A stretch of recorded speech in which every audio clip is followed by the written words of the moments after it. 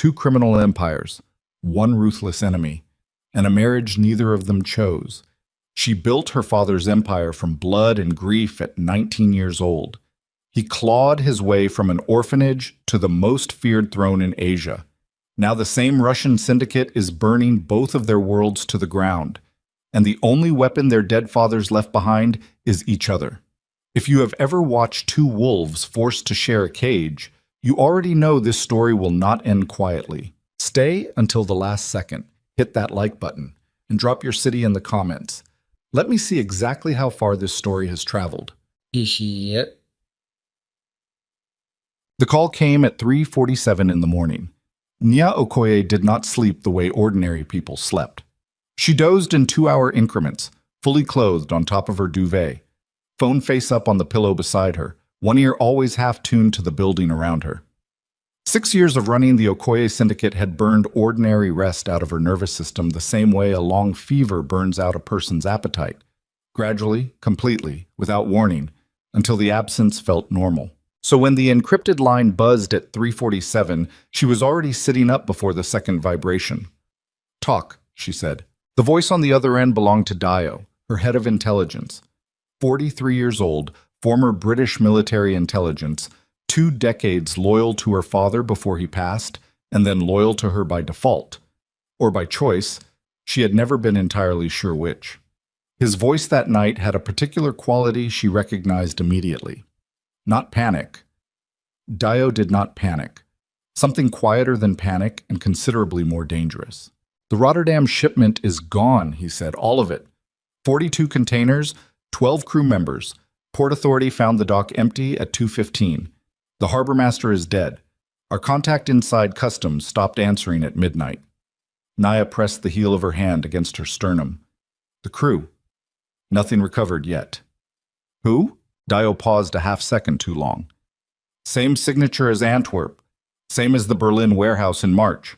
Same as the supply chain disruptions our Lyon contact flagged last week." He paused again. "It's Volkov's people, Naya. It's got to be." She stood up from his bed. The floor of her Mayfair penthouse was cold through her socks. London in November sat gray and damp outside the floor-to-ceiling windows, a city that looked expensive and felt older than its own ambitions. She crossed to the window and stood in the dark, watching headlights move 6 stories below. Mikhail Volkov. She had been watching the name accumulate across her organization's incident reports for 11 months. A Russian syndicate operating out of St. Petersburg with reach that extended into Western Europe, Southeast Asia, and the eastern seaports like a hand closing slowly around a throat. Volkov did not announce himself. He did not send warnings. He simply arrived in the infrastructure of other people's organizations and began removing pieces, methodically, patiently, until the structure buckled. 42 containers, 12 crew members, a dead harbor master. "Double the security rotations at Southampton and Liverpool," she said. "Get me everything you have on Volkov's current logistics chain, and find my crew. And if they're all ready, find them," she said, and ended the call. She stood at the window for another full minute, breathing evenly, cataloging the cold. She was 25 years old, and she had been carrying her father's empire for 6 of them. Emmanuel Okoye had built the organization over 30 years from nothing, from a 22-year-old Nigerian immigrant arriving in London with 40 pounds and an uncle's address on a crumpled envelope. He had built it through patience, intelligence, and a ferocious understanding that power in the criminal world was not given but architected, brick by careful brick, relationship by relationship, until the structure was load-bearing enough that even a grenade underneath it would not bring everything down. When he died of a heart attack in his study on a Tuesday morning, Naya was 19 and in her second year at the London School of Economics. She had 36 hours of grief before the first meeting materialized in her father's conference room. 12 of his senior lieutenants, every single one of them a man, every single one of them at least twice her age, half of them looking at her like a problem, and the other half looking at her like an opportunity. She had walked into that room in a black dress and sat at the head of the table and said very little. She asked questions instead. She listened. She cataloged. 3 days later, 2 of the 12 were removed from their positions. Within a month, the organization understood that Emmanuel Okoye's daughter had not inherited his patience, but she had inherited something considerably more useful, his precision. She had not been home to Lagos since he died. Her older brother, Emeka, had taken his inheritance in cash and property and disappeared to Zurich to live the life of a legitimate businessman, leaving her with the weight of the criminal empire and none of the legal assets. She had not spoken to Emeka in 4 years. She kept his number in her phone under a name that was not his. All of this was background noise. The Rotterdam shipment was foreground. She was dressed and in her secure operations room by 4:15 a.m. 9,000 kilometers east, in a compound tucked into the forested hills outside Seoul, Kang Tae-jun was not sleeping either. He sat at a lacquered desk in a room that his lieutenants were not permitted to enter without permission, reviewing the third incident report in as many weeks. The Busan port irregularity, the Incheon container diversions, the intelligence blackout that had swallowed 2 of his best information assets in Vladivostok, like a stone dropping into dark water. No ripple, no trace. 30 years old.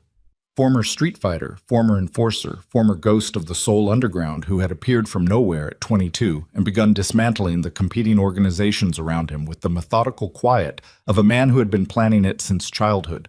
His people called him the Iron Chair because once he sat in a position, nothing moved him. His enemies called him other things, mostly in whispers, mostly when they were certain he could not hear. The Kang Syndicate controlled the most significant portion of criminal infrastructure in South Korea. Narcotics distribution across 4 provinces, protection rackets across the Incheon commercial zones, extortion networks so thoroughly embedded in legitimate business that the businesses themselves had long since stopped noticing the border.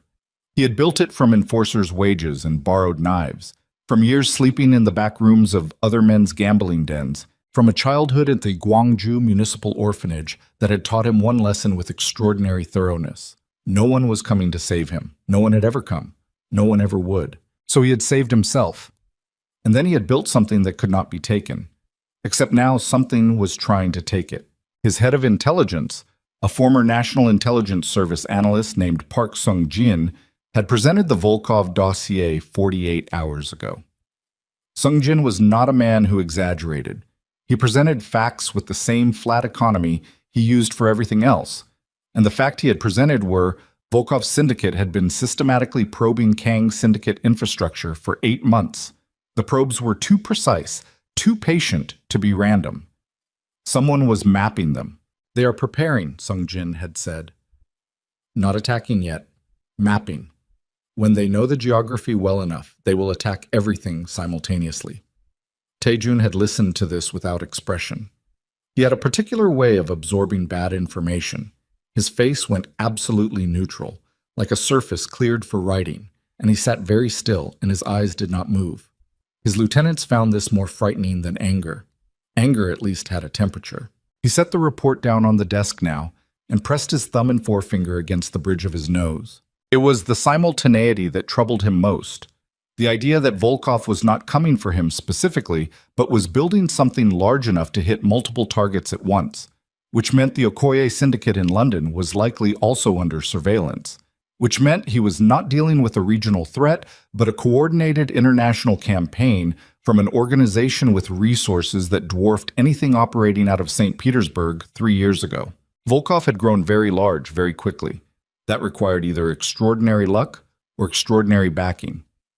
Tae-jun did not believe in extraordinary luck. He was about to call Sung-jin when the other phone on his desk, the one with the red indicator light, the one that had not rung in nearly 4 years, began to vibrate. He stared at it for a moment. Then he picked it up. The voice on the other end was a lawyer named Jeon Hyuk-soo, who worked out of a sealed legal chamber in the basement of a building in Gangnam that officially did not exist. Jeon was 81 years old, had handled the Kang family's legal affairs for 3 decades, and had a voice like old paper. Your father's will, John said, has triggered its secondary clause. Nia received the same notification from a London solicitor named Alderton, who had served Emmanuel Okoye for 27 years, and who delivered the news with the particular regret of a man who had known it was coming for a long time, and had spent those years hoping it would not. She sat across from him in a conference room in Gray's Inn, her hands flat on the table, her expression revealing nothing. Read it again, she said, the relevant clause. Alderton cleared his throat. In the event that an external organized criminal force launches concurrent coordinated attacks against both the Okoye organization and the Kang organization, attacks meeting the specific criteria of harbor seizure, supply chain disruption, and intelligence asset elimination across both territories within a 90-day window, the secondary inheritance clause activates. The clause requires that the current head of the Okoye organization and the current head of the Kang organization formalize a political union within 60 days. Failure to comply by either party results in immediate dissolution of that party's controlling interest in their organization, to be redistributed among the Senior Council of Lieutenants according to the Emergency Succession Protocol. Di Pramanto, silence. My father, Naya said, wrote this. Your father and Kang Dae-soo, Tae-jun's father, negotiated and co-signed the arrangement 12 years ago. Both parties retained sealed copies. The clause was designed as a last resort measure, activating only under conditions severe enough to require the full combined weight of both organizations. And Kang Dae-soo is dead. He passed 2 years ago. His son holds the controlling interest. Nya was quiet for a long time. She looked at the table, at her own hands, at the window behind Alderton, where the London sky was the color of wet cement. If I refuse, she said, not as a question but as a cartography exercise, mapping the terrain, you lose everything, Alderton said, with the gentleness of a man delivering a terminal prognosis. The organization reverts to council control. You would retain your personal assets and your personal safety. But the Okoye Syndicate, as your father built it, and as you have built it since, it would no longer be yours. She stood up and walked to the window. Below, Gray's Inn Road carried its ordinary Tuesday morning traffic, people going to ordinary places for ordinary reasons, completely unaware of the architecture of obligation that her dead father had built around her without asking. She thought about Emeka, comfortable in Zurich, untouched by any of this. She thought about her father's hands, the particular way he held a pen. She thought about 12 lieutenants staring at her across a conference room table when she was 19, waiting to see if she would flinch. She had not flinched then. Set up the meeting, she said. They met in Hong Kong 17 days later. The neutral venue had been selected by Jeon Hyuk-soo and Alderton in consultation, a private suite on the 43rd floor of a hotel in Wanchai with a harbor view that cost more per night than most people's monthly wages. The kind of place that understood discretion as a business model. Nya arrived first. This was deliberate. She was always first to any meeting she could not entirely control. It gave her the geography, the sightlines, the ability to watch a person enter rather than being watched. She was wearing a charcoal suit. No jewelry except her father's watch, a Patek Philippe that ran 3 minutes fast, which she had never corrected. Her natural hair was pulled back. She stood at the window with her hands clasped behind her back and watched the South China Sea carry its ships, and her own reflection watched her back. She heard him arrive before she saw him. The particular quality of silence that preceded an important person, the way the air in a room reorganized itself around someone that other people reflexively deferred to. Kang Tae-jun was taller than she had expected. The intelligence dossiers had photographs, but photographs lied about scale. He wore a dark suit without a tie. His jaw set in a way that suggested he had made several decisions on the flight that he was already committed to. He was accompanied by 2 men who positioned themselves near the door and then became as still and decorative as furniture. He walked to the center of the room and stopped and looked at her with the particular quality of attention that practiced powerful people used. Not invasive, not warm, simply comprehensive. Nya Okoye, he said. Kang Tae-jun, she said. He said something in Korean to one of the men by the door who nodded and left. Then he walked to the conference table and pulled out a chair and sat down, without invitation, without ceremony.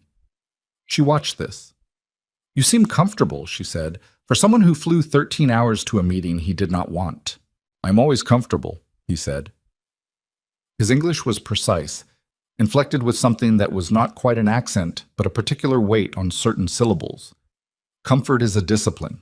Are we going to stand at opposite sides of this room and measure each other all afternoon, or are we going to talk? She sat down across from him. For the next 2 hours, it was not a conversation. It was a dismantling. He questioned the geographic reach of the Okoye Syndicate's European connections, with the tone of a man reviewing a business proposal he found underwhelming. She responded by questioning the logic of the Kang Syndicate's over-concentration in South Korean domestic markets, with the tone of a woman pointing out a structural flaw in load-bearing architecture. He implied that her leadership of the organization had relied heavily on the goodwill her father had built. She replied that his had relied heavily on the fear he had manufactured, which was a considerably more fragile foundation. Neither raised their voice. Neither was cruel.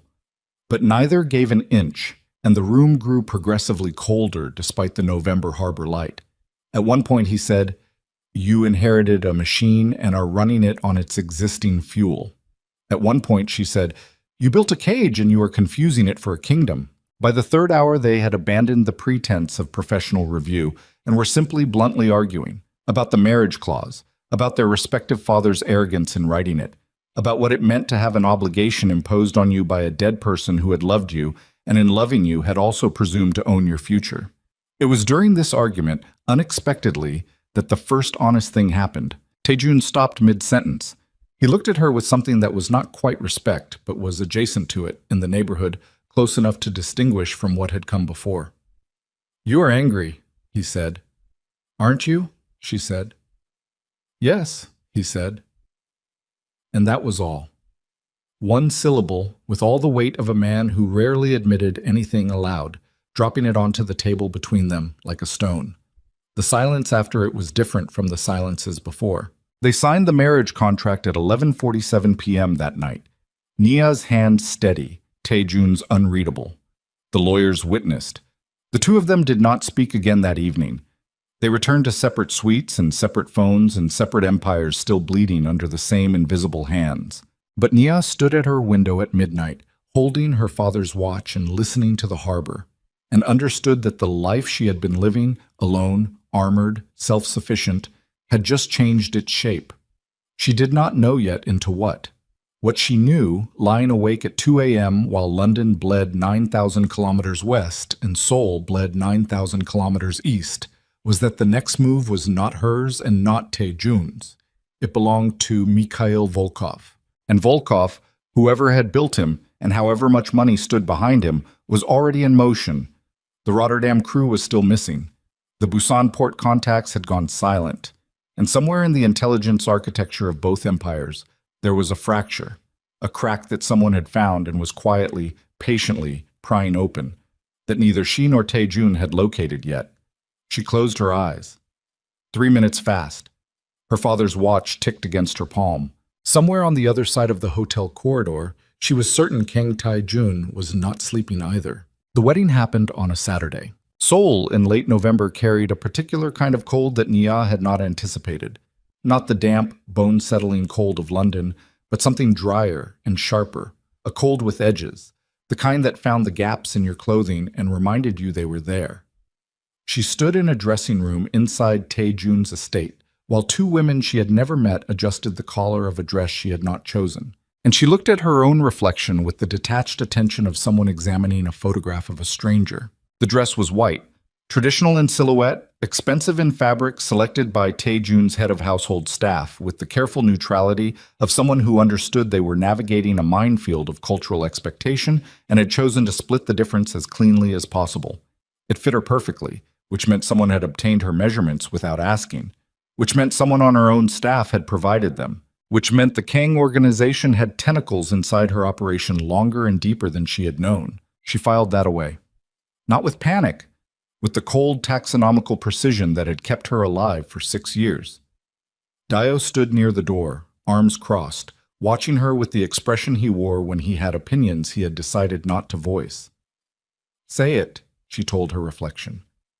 "I didn't say anything." "You're thinking loudly."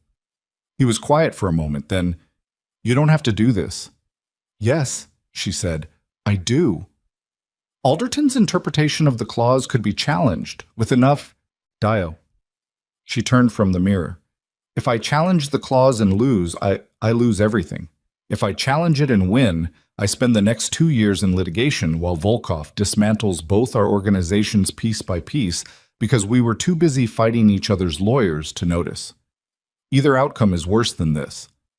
She gestured briefly at the dress, at the room, at the entire architecture of the situation. So we proceed. He looked at her for a long moment.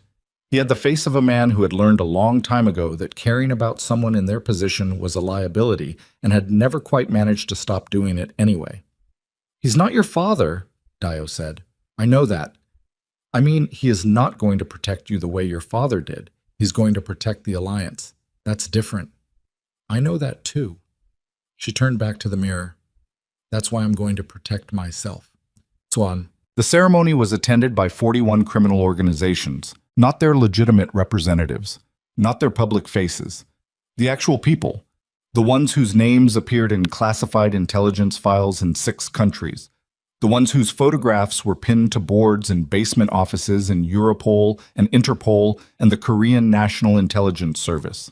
They sat in a ballroom in Taejun's estate, dressed in the finest clothing money could acquire, and they watched the Korean Mafia Boss marry the Black Mafia Queen with the particular attention of people who understood that what they were witnessing was not romance, but geopolitics. Taejun stood at the end of the aisle and watched her walk toward him with an expression so controlled it was almost architectural. She watched him back with the same. They had not spoken since Hong Kong. The logistics of the marriage, the venue, the guest list, the legal documentation, the security protocols had been handled entirely by staff. What passed between them directly amounted to 2 brief encrypted messages, both operational, neither personal. She reached him. They stood 2 feet apart. The officiant spoke. They answered when required. The rings were exchanged. He placed hers on her finger with hands that were completely steady, and she placed his with hands that were completely steady, and neither of them looked at the other's face while it happened, which was the most honest thing either of them did all day. When it was done, Taejun's hand found the small of her back. Not gently, not tenderly, but with the practiced ease of a man who understood that performance was its own kind of armor. And they turned to face the room together. 41 organizations, 1 unified alliance.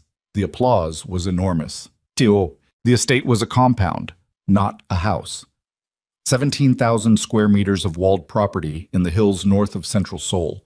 Staff of 22, security detail of 14, surveillance grid that made the perimeter feel like the inside of a watch. Taejun's private wing occupied the eastern half of the main building. He assigned Nya the western half, equal in size, identical in security access, separated by a connecting corridor that neither of them used. The first week was silence, not uncomfortable silence, operational silence.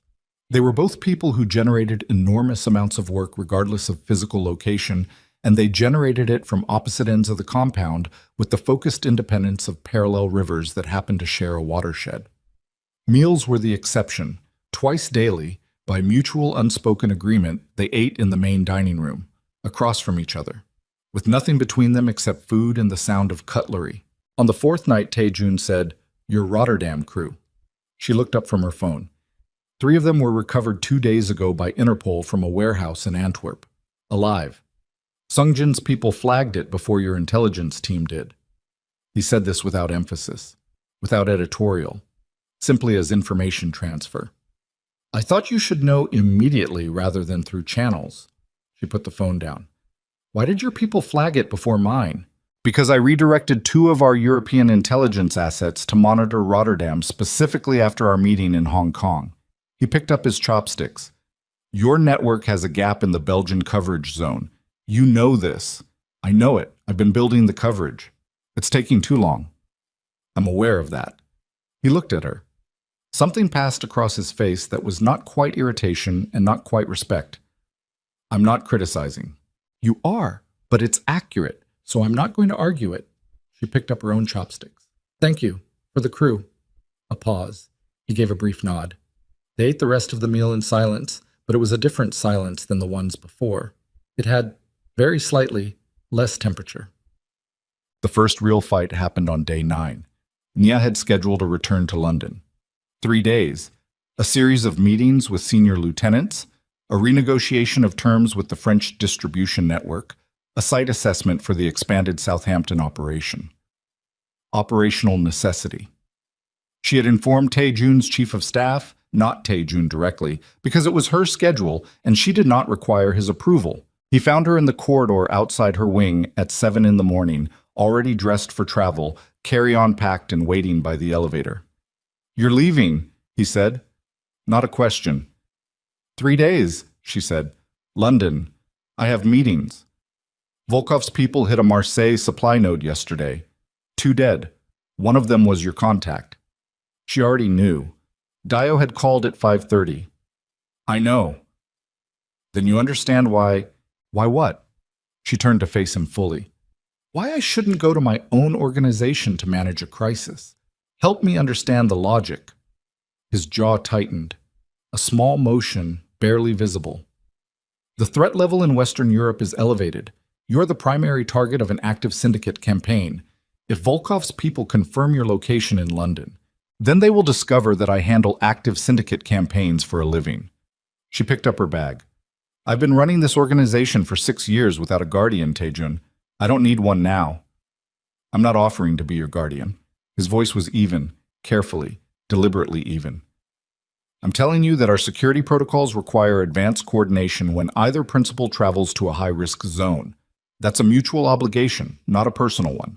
Your security protocols," she said, "written by your people, adopted without my input. The marriage agreement says we run a unified alliance. It doesn't say you run me." She stepped past him toward the elevator. "I'll coordinate with Sungjin's team on the ground arrangements. That's the full extent of the protocol's requirement." She felt him watching her back the entire length of the corridor. She did not turn around.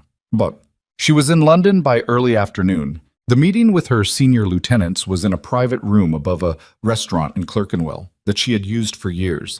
Not glamorous, not identifiable, exactly the kind of place that escaped notice by being completely unremarkable.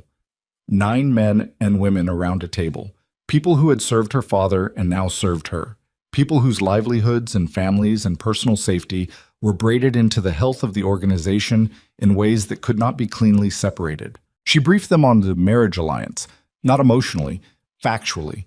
The strategic logic, the combined resource pool, the enhanced intelligence sharing. She watched their faces and read the room the way her father had taught her, not by listening to what people said, but by watching what their bodies did when they thought no one was watching.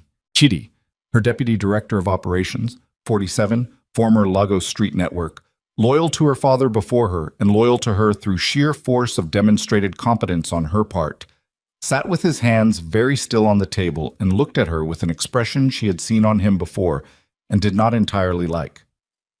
"You trust him?" Chidi said. "I trust the clause," she said. "His interest in keeping me alive is legally and financially indistinguishable from genuine concern.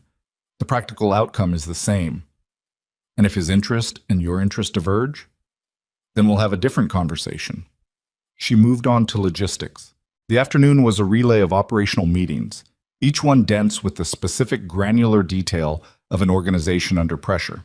Supply routes, personnel gaps, financial exposure, counterintelligence measures. By 5 o'clock, her left shoulder had locked up from sitting too long in the same posture, and she smelled like stale conference room air and was running on approximately 3 hours of sleep and the particular kind of focused adrenaline that kept serious people functional past the point where their bodies had registered complaints. At 6:15, Dio appeared at her elbow. "We have a problem," he said quietly. "The Marseille contact's replacement just made contact. He says the information leak that got our contact killed. It came from inside the London network." She looked at him. "He has documentation," Dio said. "Partial. Enough to narrow it to one of 6 people. He wants to meet in person, tonight." "Where?" "A restaurant in Soho. He chose the location." She looked at the room around her. The meeting was still going. Her lieutenants were talking about the Southampton expansion. Everything looked normal. "Set it up," she said. The restaurant was called Cassin's, a mid-range Italian place on a side street in Soho that stayed open until 11 and did enough business that 2 people sitting in a corner booth would be invisible. Nia arrived at 8:45 with Dio and 2 members of her personal security, the other 2 positioned outside. The Marseille contact's replacement was already there. A thin man in his early 40s, dark circles under his eyes, coffee going cold in front of him, the particular body language of someone who had been frightened for a long time and was now frightened more specifically. His name was Renaud Oud. She knew him from the files, mid-level courier network operator, French-Algerian, had worked with the Okoye network through the Marseille contact for 3 years without incident. He slid a sealed envelope across the table when she sat down. The documentation, he said, cross-referenced call logs and 2 intercepted message chains. The leak is recent, started approximately 8 weeks ago. Whoever it is has been feeding Volkov's people operational timing, not structure, timing. Naya opened the envelope and looked at the first page without expression. This narrows it to 6 people, she said. 5, Renaud said. One of them died in the Antwerp incident, which might not be coincidence. She was about to respond when the front window of Cassine's exploded inward. It was not gradual. One moment the window existed, and the next moment it did not, and the sound was enormous and wrong. The kind of sound that landed in the chest before the brain processed it, and Naya was already moving before the glass had finished falling. Not away from the door, which was the instinctive direction, but sideways, behind the substantial brick column that separated the dining room from the bar. Because she had clocked that column when she sat down, and she clocked things like that reflexively, compulsively, as a matter of survival. 2 men came through the window opening. 1 through what remained of the door. Her security team engaged immediately.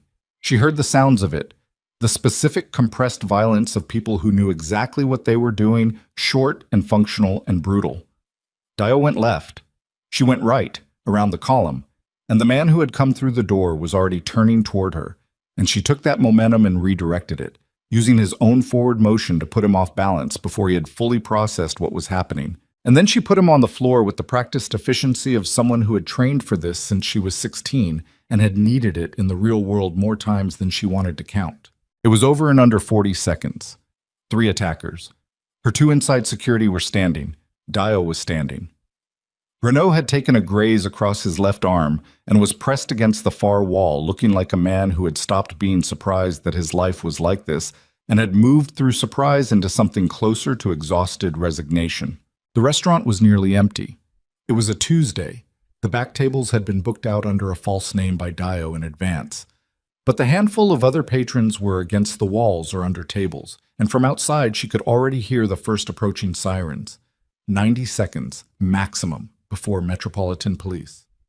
"We need to move," Dio said. She looked at the 3 men on the floor, 2 unconscious, 1 cuffed to a table leg by her security with a zip tie that had appeared from somewhere with the efficiency of long practice. She crouched down in front of the one who was cuffed.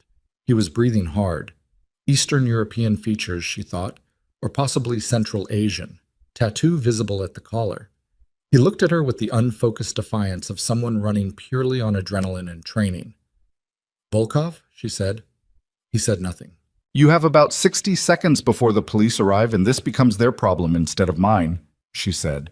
"Their problem is considerably worse for you.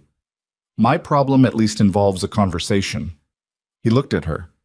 Something shifted in his expression, fractionally.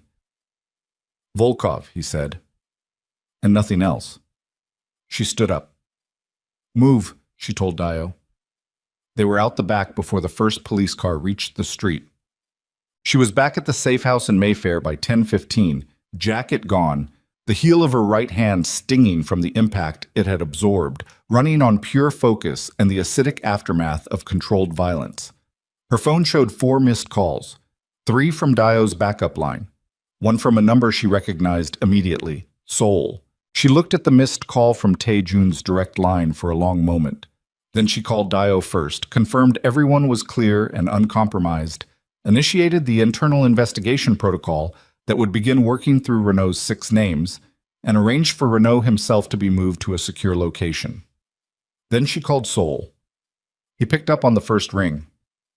"You're alive," he said. No preamble. "I'm alive," she confirmed. A pause. She could hear something in the quality of the silence. Not relief exactly, but the aftermath of something that had been close to relief and was now rearranging itself into something more controlled.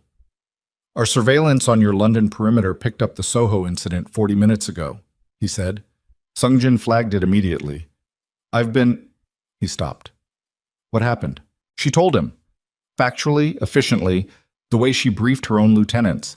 The meeting, Renault, the documentation, the three attackers. She told him she had handled it. She told him the security team was intact. When she finished, there was a silence that was different from his usual silences. "You should have told me you were meeting an intelligence contact tonight," he said. "I assessed the risk level and determined, Nya." His voice was still even, but something underneath it had shifted, something with density. "I am not arguing about authority. I'm telling you that if you had coordinated with Sung Jin before that meeting, we would have had eyes on that restaurant 2 hours in advance, and those three men would not have gotten within a block of you." She held the phone and said nothing. "This is not about control," he said. "This is about the fact that you are the head of half of the only alliance currently capable of stopping Volkov.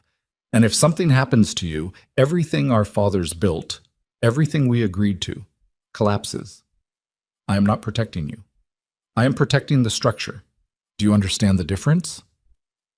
She understood the difference.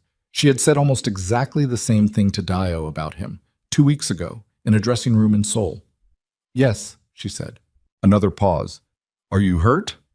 The question was so plain, so direct, so stripped of the operational framing that had surrounded everything else he had said, that it landed differently than she expected. She looked at the heel of her right hand in the dim light of the safe house. "No," she said. He exhaled. One brief, barely audible exhalation, the kind a person made when they had been holding something and had just set it down. "Come back," he said. "When your London business is finished, come back and we will work through the Volkov intelligence together." She looked at the ceiling. 2 more days, she said.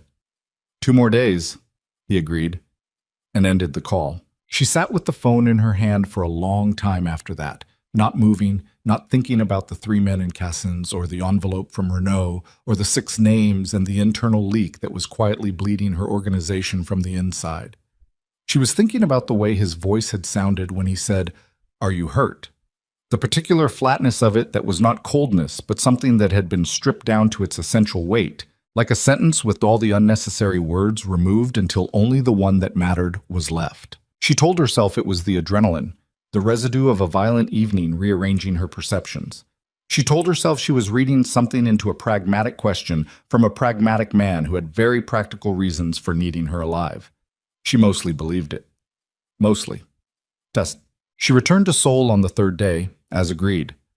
The connecting flight from Heathrow landed at Incheon at 6 in the morning. Taejun's car was waiting, but Taejun was not in it. He was in an emergency operations meeting that had begun at 4 a.m. and showed no sign of concluding. She was taken to the estate, shown to her wing, given coffee and a briefing document that Sung Jin had prepared overnight. She read the briefing document at the kitchen table in her wing, with both hands wrapped around the coffee mug. The Volkov dossier had grown. New intelligence from the Vladivostok network, painstakingly reconstructed over 3 weeks by Sung Jin's team, had confirmed what Taejun had suspected. Volkov was not an independent operator. The St. Petersburg Syndicate was a front, well-constructed, well-funded, operated with genuine criminal infrastructure that made it look autonomous, but underneath the construction, there was money that did not originate in Russian organized crime. The sourcing went somewhere else, somewhere with longer reach and deeper resources, and a particular interest in eliminating both the Okoye and Kang organizations simultaneously. Not eliminating, absorbing. The Rotterdam crew, the ones recovered in Antwerp, had been held for questioning, not killed. The Busan port irregularities had involved diversion, not destruction. The pattern was not annihilation, it was acquisition. Someone was trying to take over both empires. Volkov was the instrument. She was still staring at the last page of the briefing document when she heard footsteps in the connecting corridor. She looked up. Taejun stood in the doorway. He had clearly come directly from the meeting. His jacket was off, his sleeves rolled to the elbow, and he had the hollowed-out look of a man who had been awake for a very long time and had consumed a great deal of coffee to compensate, and it had not entirely worked. He looked at her across the kitchen. "You read it," he said. "Just finished." He came in and sat down across from her at the kitchen table without asking. She pushed the document toward him, though he clearly had already read it. It was a gesture, a sharing of territory, a small acknowledgement of common ground. "Acquisition," she said. "Yes." Someone wants what we have, not just the routes and the networks. The organizations themselves, the loyalty structures, she searched for the right word. The architecture. It takes 30 years to build what your father built. 20 for mine. You cannot manufacture that kind of institutional loyalty. You can only take it by removing the people at the top and installing your own. Or, he said, by forcing the people at the top into conflict with each other until the organization fractures and the pieces are easier to absorb separately. She looked at him. He looked back. The clause, she said slowly, the marriage clause. If it had activated and one of us had refused, one of us would have lost control of their organization. The senior council would have assumed power, and a senior council without a unified leader is considerably more vulnerable to external pressure.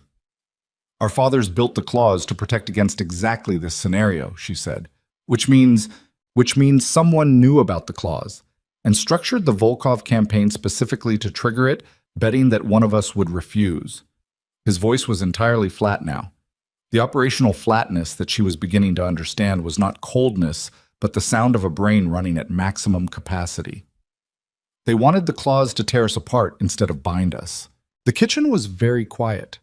Outside the window, the Seoul morning was pale and gray, the kind of light that arrived before it was fully committed to the day. They made a mistake, Naya said. Yes, said Taejun. They did. He reached across the table and turned the briefing document to the final page. A list of financial routing nodes that Sungjin's team had traced through 4 intermediate shell companies before losing the thread. He tapped one entry near the bottom of the list. A company registered in the Cayman Islands, 18 months old, with no public-facing activity and a capitalization that made no rational sense for its stated purpose. This is where the thread ends, he said. For now. Then that's where we start, she said. He looked at her. And for the first time since Hong Kong, something in his face was not controlled performance or operational efficiency or the architecture of a man who had built his entire identity around never appearing uncertain. It was something quieter, something that did not have a name yet but had a shape. Yes, he said. Together. She held his gaze for exactly 1 second longer than necessary.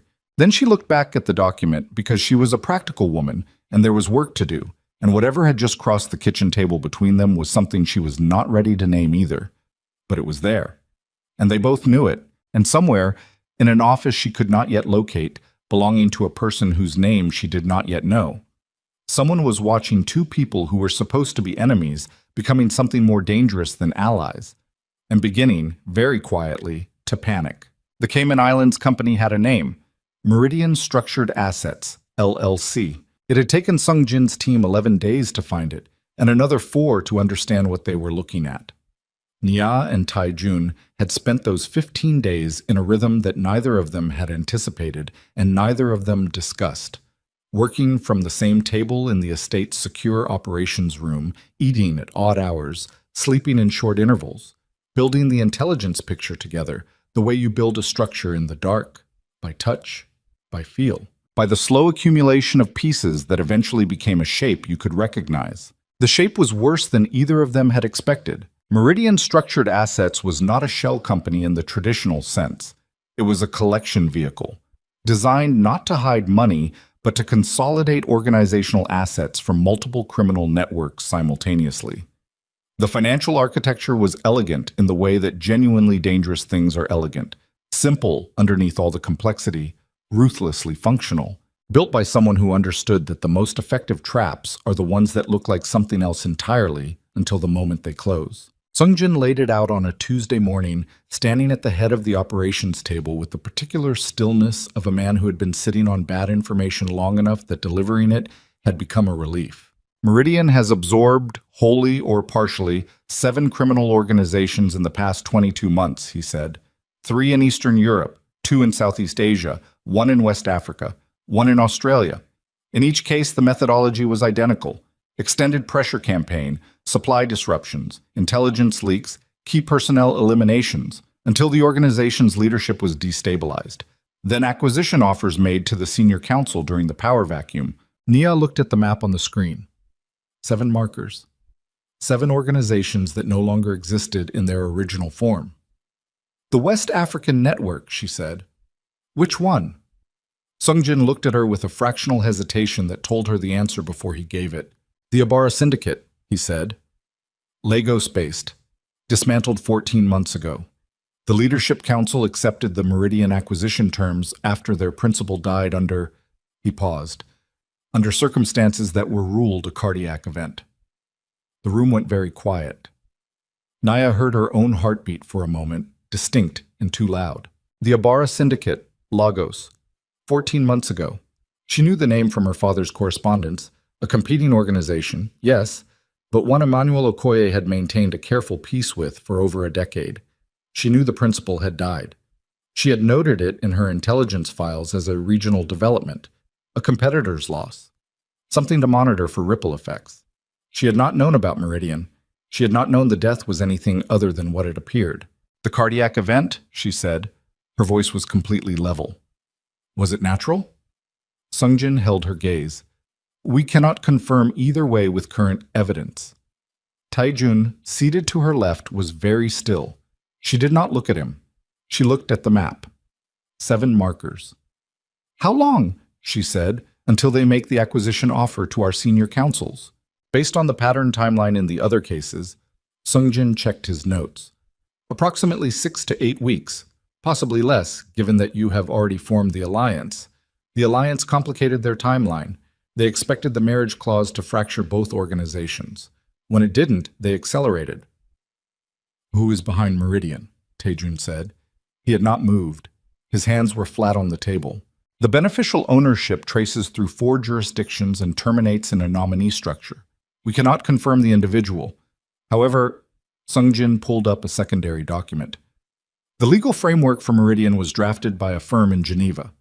The firm has one known client in common with Volkov's primary financial infrastructure. He put a name on the screen. Neither Naya nor Taejun spoke for a moment.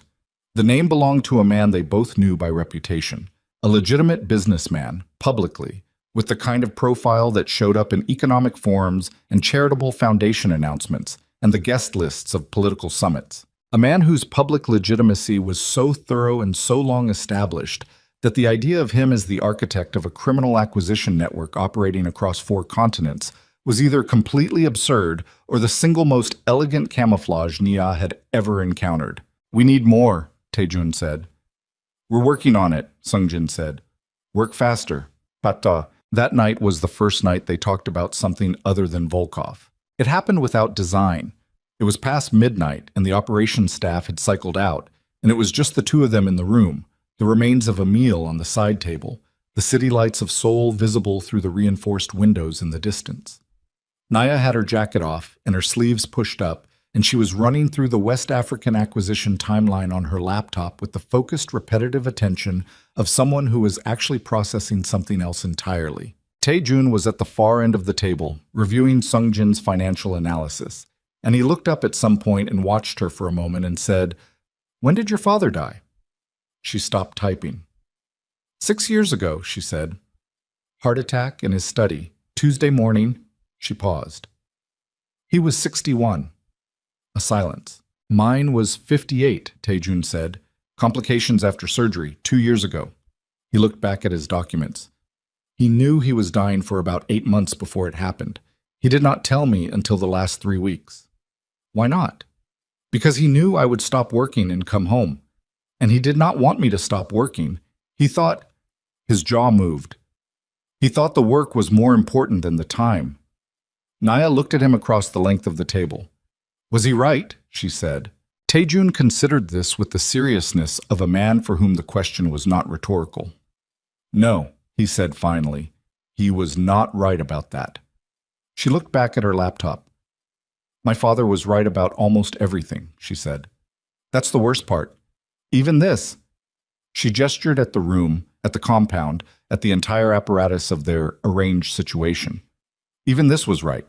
The clause, the marriage. He saw this coming before either of us knew Volkov's name. Our fathers knew each other for 30 years, Taejun said. I did not know that until I read the will documentation. Neither did I. He let out a short breath that was almost a laugh. Not humor, something older and more tired than humor. 2 men built a trap for their own children because they loved them. and called it protection. "It is protection," she said. "It just doesn't feel like it." He looked at her. She looked back. And something passed between them that was not quite the thing that had been building across 15 days of shared tables and shared work and shared bad news, but was immediately adjacent to it, close enough to feel the heat. She looked away first. She was not ready. She knew she was not ready, and she knew he knew it too. "Get some sleep," she said. "Sungjin has a full briefing at 7. He stood, picked up his jacket, walked to the door of the operations room and stopped with his hand on the frame and looked back at her. "Nia," he said. She looked up. He seemed to be on the edge of something, a sentence, a decision, a door he had been standing in front of for some time and had not yet walked through. She watched his face work through it. "Good night," he said, and left. She sat alone in the operations room for a long time after, in the quiet hum of screens and the distant city, her hand still on the keyboard, typing nothing. Boom. The breakthrough came 4 days later and it arrived through a source nobody expected. Dio called at 9 in the morning from London. His voice had a quality she recognized from the Soho restaurant night. That specific register that was not panic, but was the thing standing directly next to panic, looking at it. "Renault's information," he said. "The 6 names. We've been running them through communication intercept analysis. We found a pattern. One of the 6 has been in irregular contact with a Kang Syndicate adjacent number." She went completely still. "Which number?" she said. "It traces to a burner registered in Incheon. We can't confirm the user directly, but the call pattern matches the operational schedule of someone inside this compound." She put the phone down, picked it up. "Send me everything, encrypted, now." She had the files within 8 minutes. She read them twice. Then she walked to Taejun's private office and knocked once and opened the door. He was on a call. He looked at her face and ended the call immediately. She put the printed files on his desk. She did not say anything. She watched him read. He read it the same way she had. Once through fast, once through slow, his face going through the process of stripping itself down to pure function. When he finished, he sat back in his chair and put both hands on the desk and was quiet for a long moment. "Park Sungjin has been with me for 7 years, he said. "I know. He has full access to our combined intelligence architecture. I know. If he is the contact, then Volkov has known every move we've planned since the alliance was formed." She held his gaze. "Every countermeasure, every investigation lead, every piece of the meridian structure we've uncovered. He's known all of it." Taejun stood up slowly. The motion was controlled in the way that very dangerous things are controlled. Not calm, but contained, the way a charge is contained before detonation. "I need to verify this independently before—" The door opened. Sungjin stood in the doorway, tablet in hand, with the expression of a man who had come to deliver a routine briefing and had registered in the space of 1 second that something in the room was catastrophically wrong. His eyes went from Taejun to Naya to the files on the desk. The tablet in his hand tilted very slightly. The next 4 seconds were among the most precise of Nia's professional life. Sungjin's left hand moved toward his jacket. Not fast.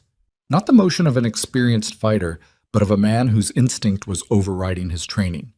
Taejun was already moving around the desk, and she was already moving from the other direction, and what happened was not elegant.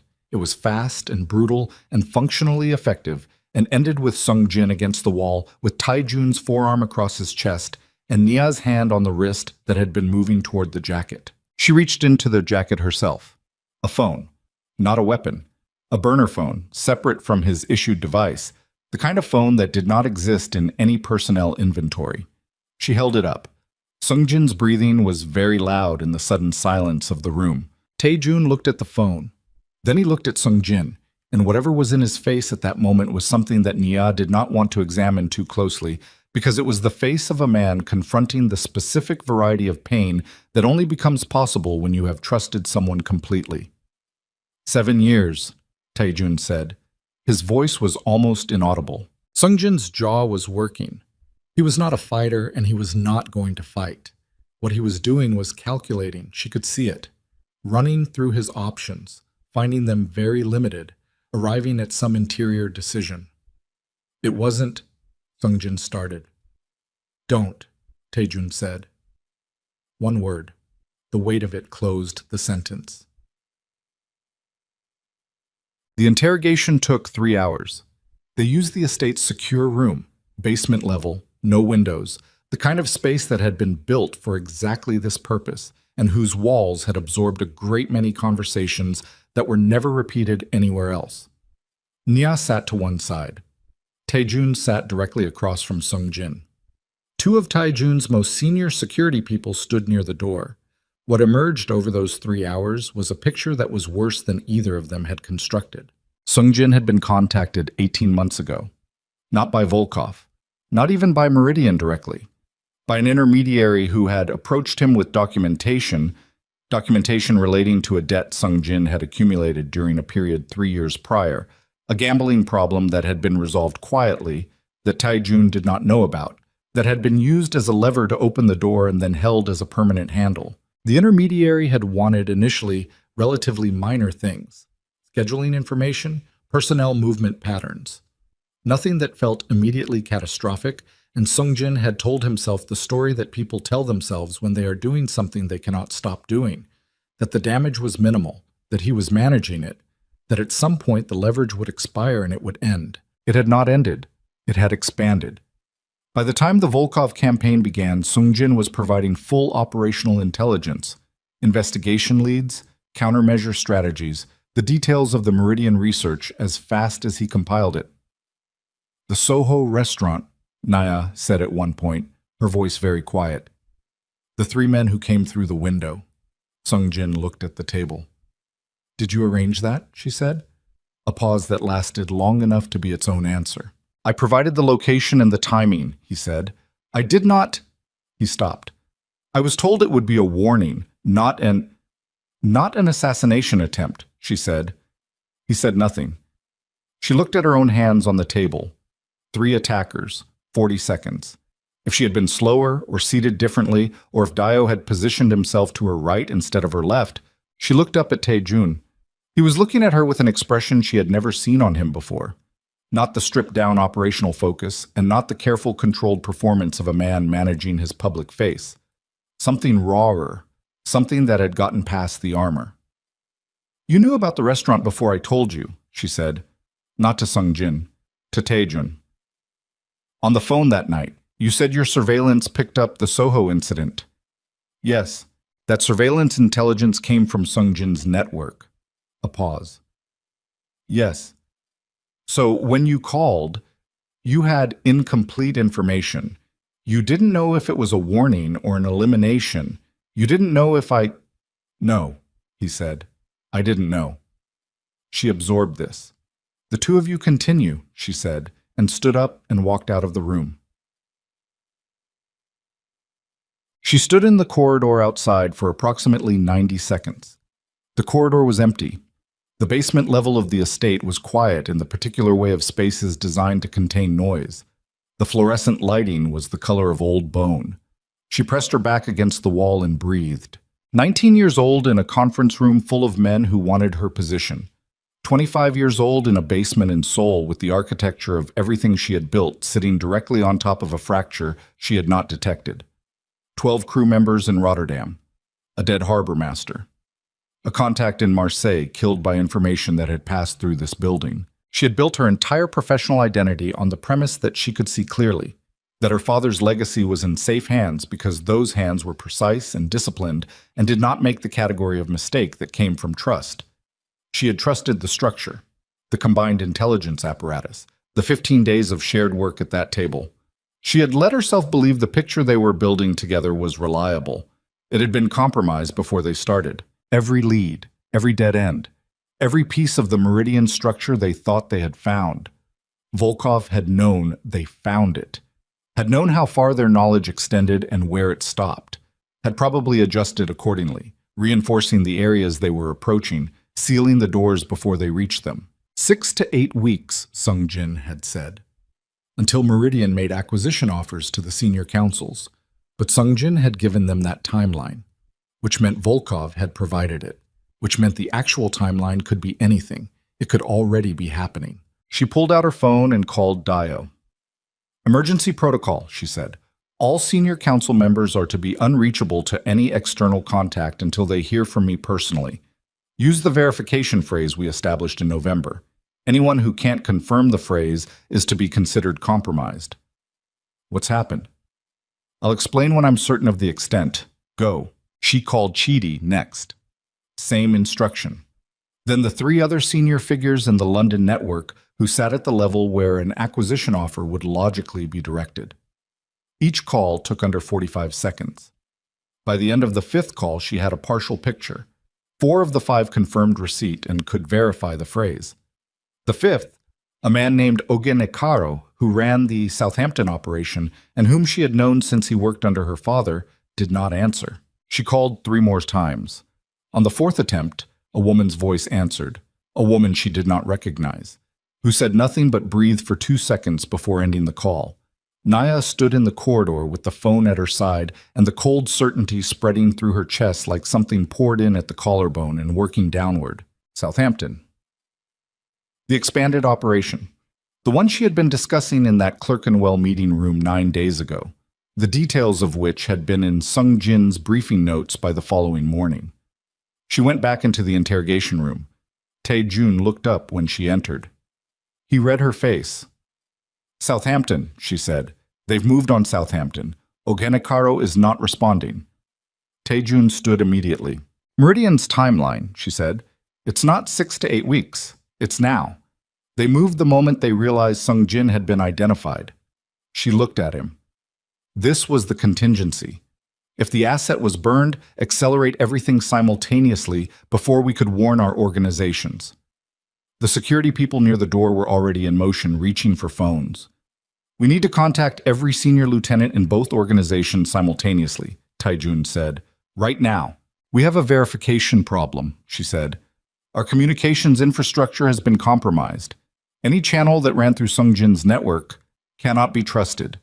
Cannot be trusted, she confirmed. They looked at each other across the room. She could feel the specific quality of the moment, the way a situation crystallizes when the space of available options narrows to a single point. Not panic. The opposite of panic. The kind of absolute clarity that arrives when things are genuinely desperate and the mind responds by becoming very, very simple. We go in person, she said. Both of us? Split. You go to Busan. Your most exposed senior lieutenant is there. Volkov has been probing that operation for 8 months, and if they're accelerating, it's the first target. I go to London. We go tonight.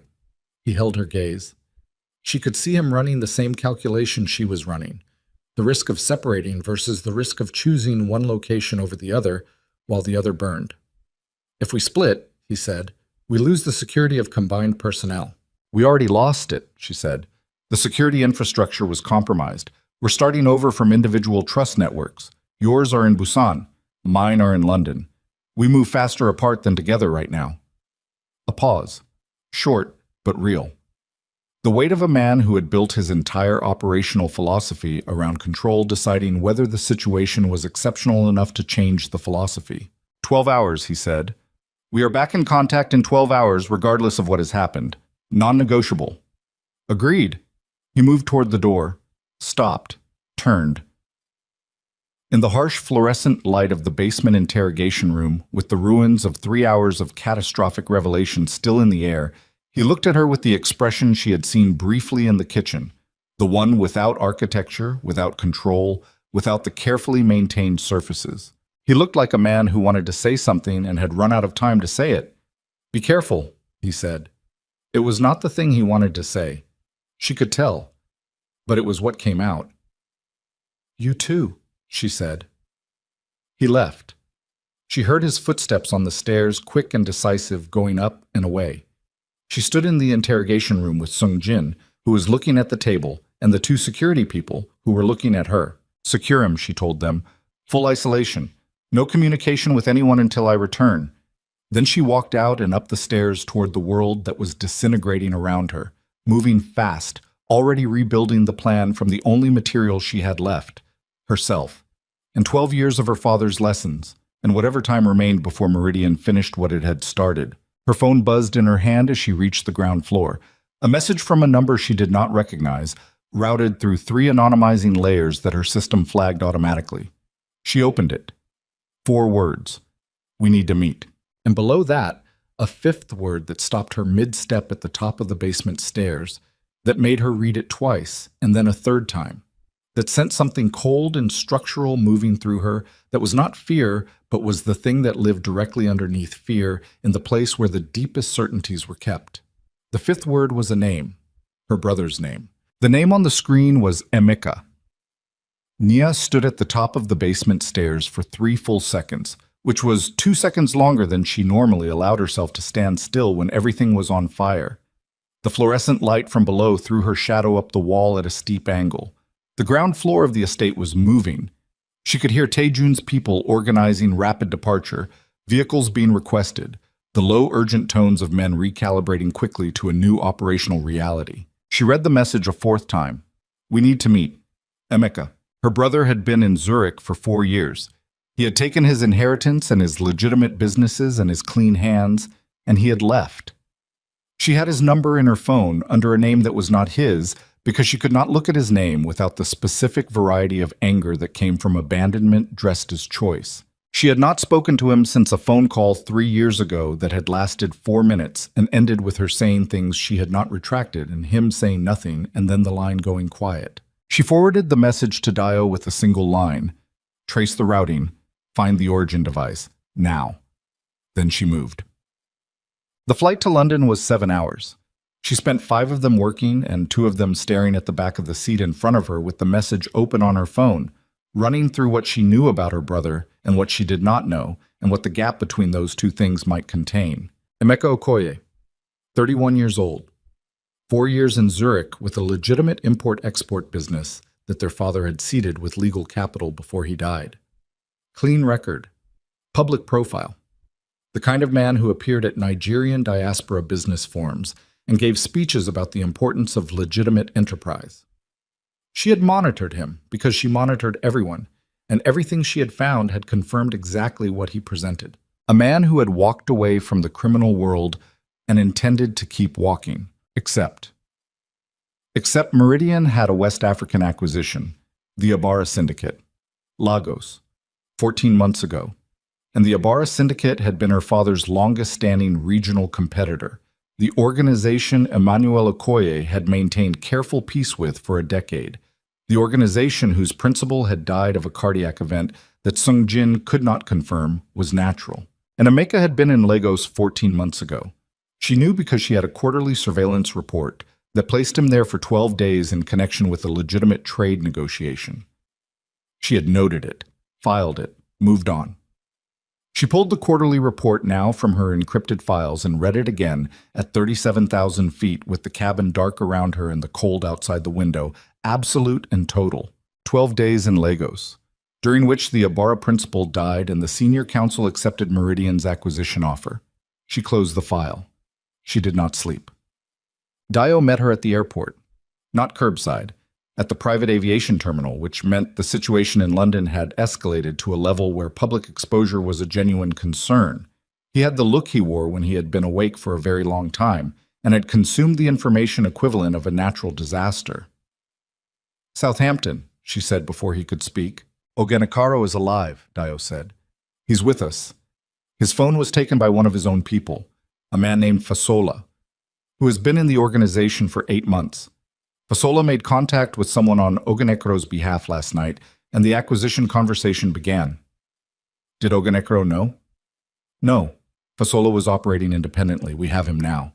She exhaled. One piece that had not collapsed. How many others? We've identified 3 additional Meridian contacts inside the London network, all junior to senior level, all inserted within the past 14 months. He paused. It's a systematic penetration, Naya. They didn't just put one person in. They built a layer. 14 months. The same window as the Ibarra acquisition. The same window as whatever her brother had been doing in Lagos. She got into the car. Emeka's message, she said. Did you trace the origin? The device is in London. He said it carefully, the way he said things when the information was going to land badly. It's in Brixton. The routing puts it within a 4-block radius of the street your father grew up on. She looked out the window at the M4 carrying its early morning traffic. Ordinary people, ordinary destinations. Set up a meeting, she said. Neutral ground. I choose the location. What? She chose a park in Kennington. Open ground, clear sight lines, no enclosed spaces where conversation could be converted into something else without warning. She arrived 40 minutes early and walked the perimeter twice and put Dio and 2 others in positions that covered every approach. Then she sat on a bench and waited. Emeka arrived alone. This surprised her. She had prepared for him to arrive with people. It would have told her something definitive. Arriving alone told her something else, though she was not yet certain what. He was heavier than she remembered. 4 years of legitimate business and European food had put weight on him that their father's genetics had distributed into his face and shoulders. He wore a coat she did not recognize. He walked with the particular careful deliberateness of a man who was aware he was being watched and was trying to signal with his entire body that he was not a threat. He sat down next to her. For a moment, neither of them spoke. You look tired, he said. Don't, she said. He was quiet. Say what you came to say, she told him. You have 10 minutes, and I have approximately 40 other things happening simultaneously, so begin. He pressed his hands together between his knees. She watched his profile. The shape of his jaw was their father's jaw. She hated that she noticed. I've been inside Meridian for 16 months, he said. The park moved around them, a dog walker in the middle distance, wind in the bare trees, her own heartbeat, steady and very loud. Inside, she said, I was approached 14 months ago, in Lagos. Someone who knew about father's will, who knew about the Okoye organization in detail that should not have been accessible to an outsider. He paused. They knew things that only family would know, or someone who had been inside the organization for a very long time. What did they offer you? They said they were going to take the organization regardless, with or without my cooperation. They offered me a position in the new structure, a legitimized version of what father built, folded into the Meridian network, proper corporate cover, permanent separation from the criminal liability. She stared straight ahead. And you believed that? I was an idiot, he said. Simply, without defense. I was scared, and I was an idiot, and I told myself that if it was going to happen anyway, I could at least position myself to protect people. Protect you. You protected me by feeding them information about my organization. I didn't. He stopped, restarted. I gave them nothing operational, nothing about routes or personnel or... You gave them the legal structure, she said. The will, the secondary clause. You're the only person outside of Alderton and the Kang lawyers who knew the precise triggering conditions for the marriage clause. She turned to look at him for the first time. They built the entire Volkov campaign around that clause. They designed it to trigger the clause and then break it, which means whoever architected this knew the exact specifications before the campaign began, before Volkov existed. Emeka's face had gone through several things while she was speaking and had arrived at something that looked like a man seeing the full shape of what he had done for the first time in one unobstructed view. I didn't know what they were going to do with it, he said. That doesn't matter. Yeah, it does not matter. She stood up from the bench. She needed to be standing. She needed the ground under her feet and the air around her because the alternative was something she was not going to let happen on a bench in Kennington with her brother watching. A dead harbor master, 12 crew members taken, a contact in Marseille killed, 3 men through a restaurant window in Soho. She kept her voice even. Someone tried to kill me, using information that traced back to whatever you gave them in Lagos. He stood up too. His face was the color of a man being sick. I came here because I'm trying to fix it, he said. I have documentation. 16 months of Meridian's internal communications, the ones I was given access to as part of my position in the structure. It names the beneficial owner, the real one, not the Geneva nominee, the actual person behind this. She looked at him. I couldn't come forward before because... He reached into his coat. Because they told me if I made contact with you, they would release material connecting you to 3 operations that would end your organization legally. Financial evidence, manufactured but convincing. They built a containment structure around both of us at the same time they built Volkov. He held out a drive. Small, black, the kind that held a very large amount of very specific information. She looked at the drive. She looked at her brother's face. She thought about trust and what it cost and what it bought and what it left behind when it was wrong. She took the drive. "You're going to come with me," she said. "You're going to sit down with Dio and give him everything, every contact, every communication, every meeting, and then you are going to stay exactly where I put you until this is finished. Do you understand?" He nodded. "If I find out you've withheld anything—" She did not finish the sentence. She did not need to. He was their father's son, too. He understood what unfinished sentences from Okoye women contained. Her phone vibrated. Tae-jun. She answered immediately. "Tell me," she said. "Busan is secured." His voice was rough. Not with emotion, she thought, but with the physical roughness of a man who had been in motion for many hours. She could hear background noise, movement, vehicles. "We found 2 Meridian contacts in the senior council, removed before the acquisition offer was formalized. Kim Jun-ho." A pause with something jagged in it. "Kim Jun-ho was one of them. 12 years with me." She closed her eyes for half a second. "I'm sorry," she said. "Don't." His voice. Flat. She understood exactly. "What's your status?" "Southampton is holding. 3 internal contacts identified. I'm in Kennington with Emeka." She let that land. A pause. "Your brother," he said. "He was inside Meridian, 16 months. He has documentation on the beneficial owner." Another pause. He came forward. "Can you trust it?" "I'm going to verify every piece of it before I act on a single bite. But if it's genuine—" She looked at the drive in her hand. "We have them." "How long to verify?" 6 hours. Maybe 8? "Then we need to hold everything together for 8 hours. She could hear him calculating. "The Seoul Council is secured. Busan is secured. If your London network holds, it's holding. Then we have a window." A breath. "Yeah. The beneficial owner, Sungjin, gave us a name before we—" He stopped. "Before we concluded the interrogation. I didn't want to send it encrypted given the communications situation. But if your brother's documentation matches the name Sungjin gave us, send it to me now," she said. Voice. "Say it once."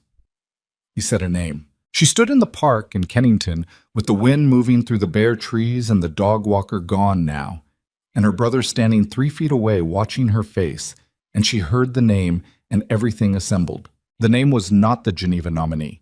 It was not a figure from the criminal world. It was a man she had seen in newspaper photographs at economic forums. A man who had appeared in the background of a photograph in her father's office. A photograph she had looked at 1,000 times without recognizing the face in it because she had never had reason to look for him there. A man who had, apparently, been planning this for considerably longer than 16 months. "I know him," she said, a silence on Tae-jun's end.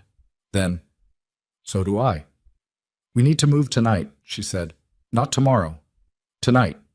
If he knows Sungjin is burned and the timeline has accelerated, he won't wait for us to finish verifying the documentation. He'll cut the Volkov operation and disappear back into his legitimate cover before we have anything that touches him directly." "Agreed." Something shifting in his voice. Decision made. "I'll be in London in 9 hours." "I'll have everything ready." "Nya!" His voice dropped to something that was just between them, stripped of the operational register. "Don't go near him before I get there." She almost said something sharp about what she needed from him in terms of instruction. She stopped herself. 9 hours, she said instead. "Don't be late." She ended the call, turned to Dio, who had materialized at a respectful distance during the call, with the timing of someone who had been reading proximity correctly for 20 years. "We have 8 hours to build a case and a plan," she said. "And I need a secure location to put my brother where no one who doesn't work directly for me will know he exists." "Already thinking about the Bermondsey location," Dio said. "Good. Let's go, Mab." The 8 hours were the densest of her professional life. Not the most dangerous. She had had more dangerous days. But dense in the specific way of time that contains an enormous amount of consequence per minute, where every decision had a weight that could be felt physically. where her brain ran at a speed that left her body slightly behind so that her hands occasionally shook doing something routine, picking up a coffee cup, turning a page, in a way they never shook when she was actually in danger. Emeka sat with Dio for 4 hours and gave him everything. She monitored the debrief through audio feed while simultaneously building the operational structure for the night's action with Chidi and the 3 senior people whose loyalty she was certain of. Ogenekaro joined them at the 3rd hour, tired and angry and steady in the particular way of a man who had almost been sold and intended to do something about it. The documentation on the drive was genuine. She knew within 2 hours because 3 separate pieces of it referenced internal Meridian communications that cross-matched with financial traces Sungjin's team had found independently. Traces that Sungjin would not have had reason to compromise because he had not known they were significant at the time of their discovery. The cross-references were too specific to be fabricated, and the name at the center of it all, the beneficial owner, the architect, the man who had looked at 2 of the most powerful criminal organizations in Europe and Asia and decided to acquire them the way a corporation acquires market share, was a man named Harlan Mose, 64 years old, South African by birth, British by naturalization, Swiss by preference. Founder and chairman of a legitimate private equity firm that managed $37 billion in assets across 4 continents. Board member of 3 charitable foundations. Regular presence at the kind of forums where serious people discuss the future of global finance with the confident abstraction of people who believed they understood systems from the outside. Harlan Mose had apparently decided, at some point in the past 4 years, that the most undervalued assets in the global economy were the criminal networks that moved underneath the legitimate one, the infrastructure of distribution and violence and loyalty that legitimate business could never replicate because it required precisely the kind of sustained illegality that legitimate business was constitutionally incapable of. He had built Meridian to acquire those networks. He had built Volkov to destabilize them first. And he had identified the Okoye and Kang organizations as the 2 most sophisticated criminal empires in their respective regions, and had designed a campaign specifically tailored to their vulnerabilities, using knowledge of the marriage clause, knowledge that could only have come from someone with access to Emmanuel Okoye's private legal documentation, which meant Harlan Mose had a source inside the Okoye family's innermost circle that predated Emeka's recruitment by years. She found it at hour 6. It was in the communication logs Emeka had provided, a reference to an original source, unnamed, described only as the Foundation contact, a source who had provided the will documentation, the clause specifications, the detailed organizational map of both the Okoye and Kang syndicates more than 3 years ago. She stared at the reference for a long time. Then she called Alderton. He answered on the second ring, which was already wrong because it was past midnight. "Alderton," she said, "how long have you known Harlan Mose?" The silence that followed lasted long enough to answer the question entirely. "Nya," he started. 27 years, she said. "You served my father for 27 years. How long have you known Harlan Mose?" Another silence. Smaller this time. Resigned. "We were at university together," he said, 40 years ago. "And when did he approach you about my father's affairs?" She could hear him breathing. An old man in a dark room somewhere, carrying something that had apparently become too heavy to hold for a very long time. 4 years ago, he said. Just after your father died. He told me he was trying to protect the organization, that he had resources that could... What did you give him? The will, Alderton said, and his voice had the quality of a man putting down a weapon he had been pointing at himself for 4 years. The secondary clause specifications, the triggering conditions, the organizational documentation. A pause. I told myself it was financial advice, structural consultation. He told me he was going to help you. Stop. She closed her eyes, opened them. The operations room around her was full of people working, and the noise of it was very far away. Alderton. Where is Mose tonight?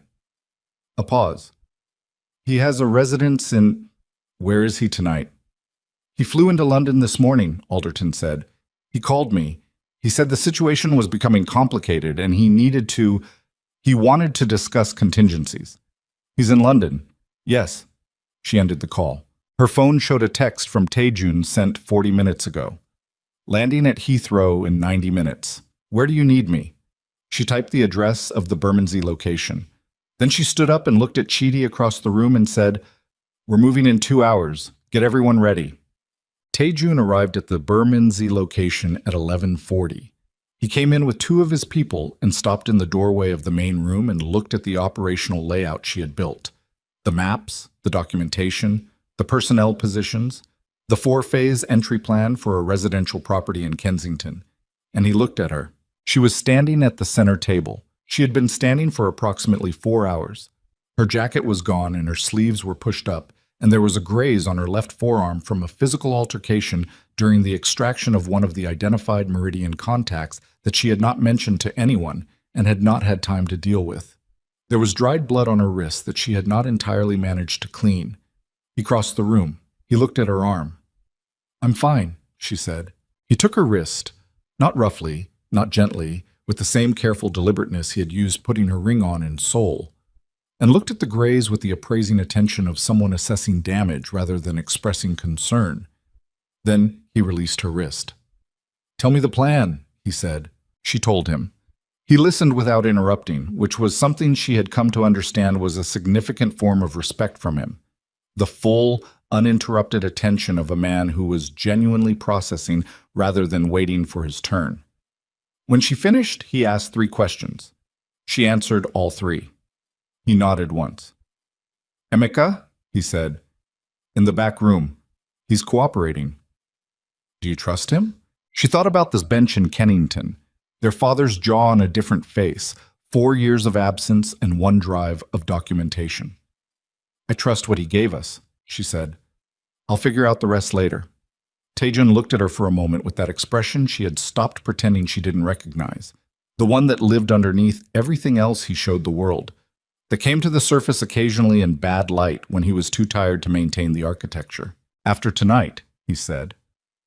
Not a question, not quite a promise, a statement of intent directed at something beyond the operational present. "After tonight," she confirmed. She turned back to the table. Her people were moving into final positions. The 2 hours were up. Chidi appeared at her shoulder. "Vehicle's ready." She picked up her jacket, put it on, checked the weight at her hip, the compact sidearm she had carried for 6 years, that her father had insisted she learn to use when she was 17, and that she had become better with than anyone who had taught her expected. Taejun fell in at her left side as they moved toward the door.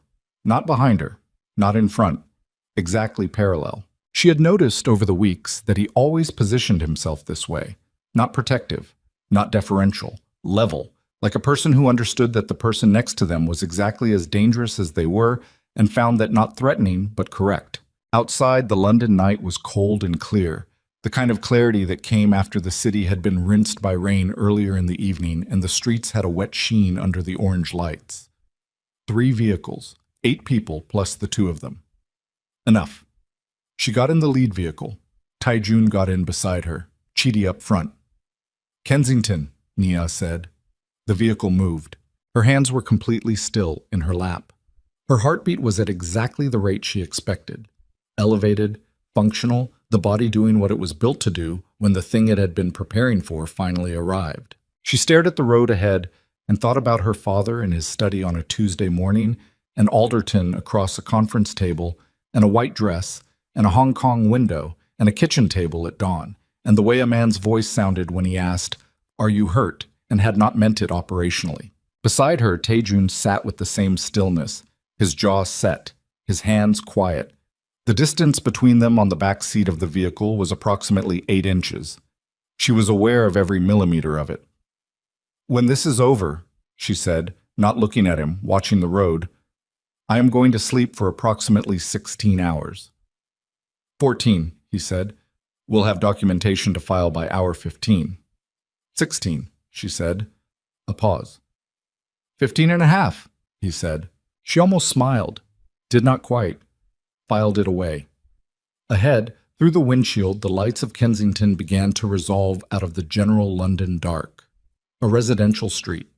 A house that contained a 64-year-old man who had looked at everything her father built and decided it was available for purchase, and had spent 4 years proving he was right.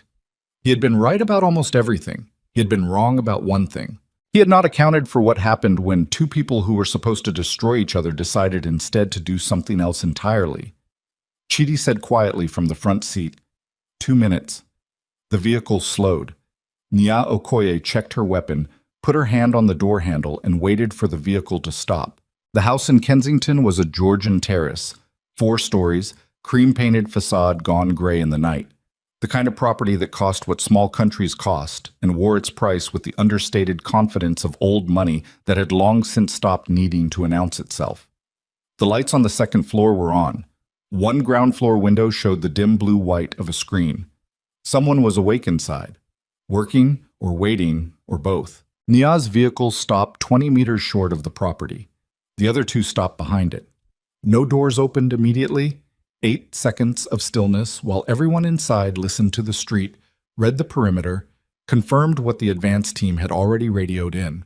2 private security personnel at the rear entrance, 1 visible through the ground floor window near what appeared to be a monitoring station.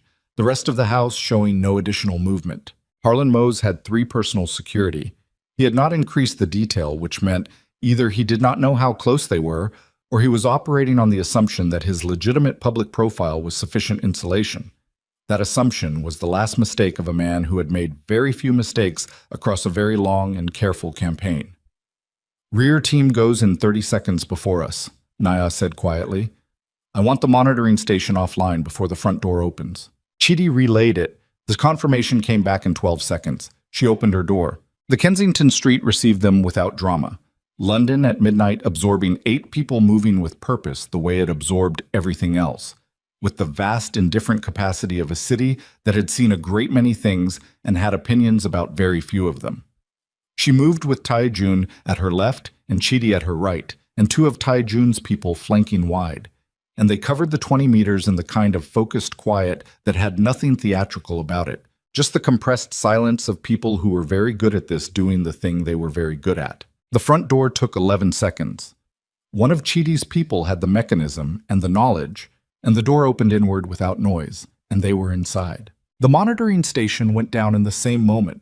She heard the brief muffled sounds of the rear team engaging the security personnel, short and functional, and then silence that meant it was finished. The ground floor was a foyer with a black and white marble floor and a staircase and doors on 3 sides. The kind of interior that said its owner considered aesthetics a form of argument about the quality of his judgment. One of Tai Jun's men peeled left toward the monitoring station. Chidi took the ground floor rooms. Nya and Tai Jun went up the stairs. The second floor landing had 3 doors. The light was coming from under the rightmost one. She did not slow down. She put her hand on the door and opened it and walked in. Chits. Harlan Mose was sitting at a desk. Not dramatically, not with a weapon or a phone, or in the posture of a man caught mid-flight. He was sitting at a desk with a glass of water and an open laptop and the reading glasses of a 64-year-old man who needed them and had apparently been using them to review documents when the door opened. He looked up. He was smaller than his public photographs suggested, shorter, thinner, with the precise grooming of a man who managed his appearance the way he managed everything, as a system, maintained to specification, never allowed to deviate. His face when he saw her was interesting, not the shock of a man caught completely off guard, but something more specific, the expression of a man who had run a probability calculation and had assigned perhaps 15% to this particular outcome and was now recalibrating. She came in. Tae-jun came in behind her and closed the door. 2 of their people stayed outside it. Mose took off his reading glasses, set them on the desk, folded his hands. Nya Okoye, he said. His voice was even, South African vowels smoothed by 40 years of European living. And Kang Tae-jun. He looked between them. Your fathers would have found this remarkable. Don't, she said. She pulled the chair from the corner of the room and sat directly across the desk from him, 3 feet away, close enough that there was no distance between them that could function as abstraction. She wanted him to be able to see her face clearly. She wanted no ambiguity about what was in it. The documentation from Meridian's internal communications, the Alderton correspondence, the Lagos operation, the Volkov campaign architecture. All of it is in the possession of 6 people currently, in sealed packages with instructions for distribution to 3 international law enforcement agencies and 4 investigative journalists if any of those 6 people fail to make contact at established intervals. He looked at her. He was listening. She could see him listening. The quality of attention of a man who had built $37 billion by understanding precisely what people were offering and what they were not. "You want something," he said. "If you wanted prosecution, you would have called the National Crime Agency before you came through my door." "I want Volkov," she said. "Completely. Every asset, every operative, every intelligence file, every financial account, every piece of infrastructure. I want it dismantled in a way that is verifiable.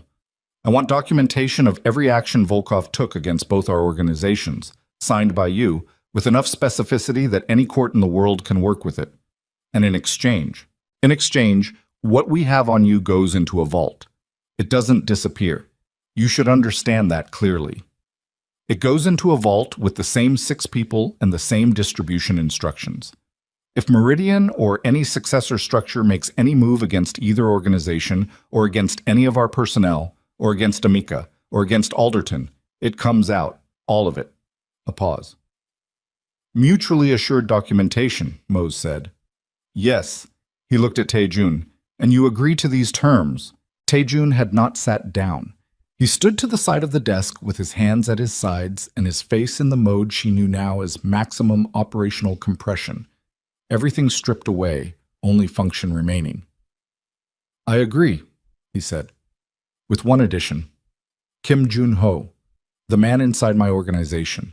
Whatever Meridian paid him, whatever leverage was used, I want the documentation of it. His family does not need to know what he did. They only know he is no longer employed." Mose looked at him for a moment. "That's an unusually humane request." "It's not humane," Taejun said. "It's practical. His family has nothing to do with this. I don't destroy people who have nothing to do with this." Another pause. Mose looked at the desk, at his own hands, at the glass of water. He was a man doing what very intelligent people did when they had lost, running through every remaining variable to confirm there was no play he had missed, no angle that changed the arithmetic. She could see him doing it, and she waited, because she understood the process, and she knew what the conclusion was going to be. "The Volkov files," he said finally, "will take 72 hours to compile completely. You have 48, she said. Sungjin's team will verify the completeness. If anything is missing or altered, the vault opens." He looked up at her. "Sungjin is in custody." "He gave us a great deal of useful information before that," she said. "Enough to know what complete looks like." Mose held her gaze for a long moment. Then he nodded. Once. The small definitive nod of a man closing a position. "There is one thing," he said, "that you should know. Not as a negotiating point, as information you're going to discover regardless, and it's better you hear it from me." She waited. "Your father knew about me," Mose said. "Not specifically about Meridian. Meridian didn't exist when Emmanuel was alive, but he knew there were forces building that would come for both organizations eventually. The marriage clause wasn't only designed to create an alliance, it was designed to create a specific kind of leader." He looked at her steadily. "He told me once, years ago, that the only thing that would guarantee the organization's survival past his death was if you had someone beside you who was your equal. Not a subordinate, not a protector, an equal. He designed the clause to produce exactly that outcome under exactly the kind of pressure that would force it to be real rather than merely formal." The room was very quiet. "He said this to you," she said. "We were acquainted, peripherally, long before I became what I became." Something moved across his face that was not quite regret, but was in the territory. "I thought I understood what he built better than he did. I was wrong about that." She stood up. 48 hours, she said. "Dio will make contact for the file transfer." She walked to the door. Taejun fell in beside her. Behind them, she heard Mose pick up his reading glasses. The small, precise sound of a man returning to the only thing left available to him. They were back in the vehicles by 12:40. The operation had taken 38 minutes from door to door. All personnel accounted for. Mose's 3 security people were zip-tied in the rear garden with a call already placed to the Metropolitan Police for a welfare check that would reach them in approximately 2 hours. Long enough for her people to be clear, long enough for Mose to have decided on his legal strategy, not long enough for him to do anything that changed the arithmetic of the next 48 hours. She sat in the back of the lead vehicle and felt the specific texture of exhaustion that came after the end of something large. Not the productive exhaustion of work, but the decompression exhaustion of a body that had been running at emergency capacity for a sustained period and was now, tentatively, beginning to understand that it could stop. Her left arm ached where the graze was. She had forgotten about it during the operation. It came back now. Taejun was looking at her arm again. "There's a kit in this back," Chidi said from the front without turning around. With the timing of a man who noticed things and correctly assessed when to mention them, Taejun reached back and found the first aid kit without asking. He opened it and found the antiseptic and the gauze, and he cleaned the graze on her forearm with the same careful mechanical attention he had given everything else tonight. And she sat still and let him, because she was too tired to perform indifference, and because, if she was being entirely honest with herself, she had stopped wanting to. The vehicle moved through the late London streets. Almost no traffic. The city running on its night skeleton, the version of itself it allowed only when the day people were asleep.